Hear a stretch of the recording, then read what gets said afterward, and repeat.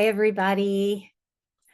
I happen to be in Kauai, Hawaii, as you can see from my lovely background and funny lighting. And we had an election, and it felt like there were some things to say. So, first of all, if the election went as you wanted it to go, then you have an opportunity, and that opportunity is to really truly experience empathy.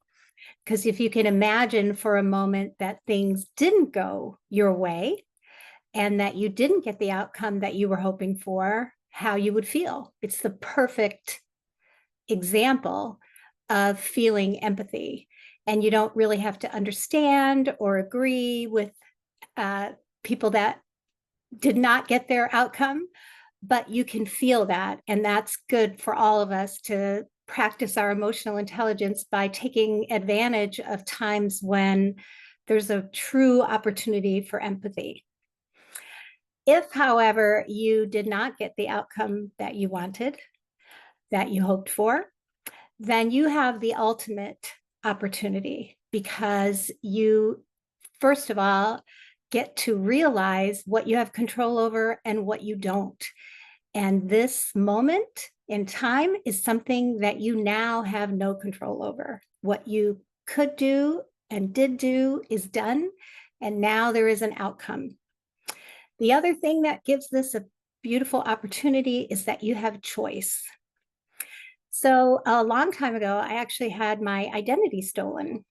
And this was like before it was even a thing we knew to be afraid of. And some wily lady uh, was able to get open credit cards in my name and make crazy fake deposits. And through my credit cards and my bank accounts, she got $26,000. And because of the way our laws work, I got my money back. But when I talked to the investigator, she said that they could not pursue her and investigate her because they could only do cases that were over 100,000 because they had so many cases. And I was so angry and frustrated. And I said, well, what am I supposed to do now? And she said, well, you can either move on or you can become an advocate for the cause.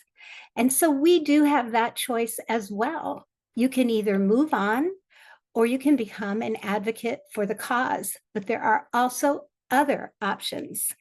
And that's what I really wanted to communicate today, that this is a thing. It's a big thing. It's a thing that did actually happen. It wasn't a bad dream.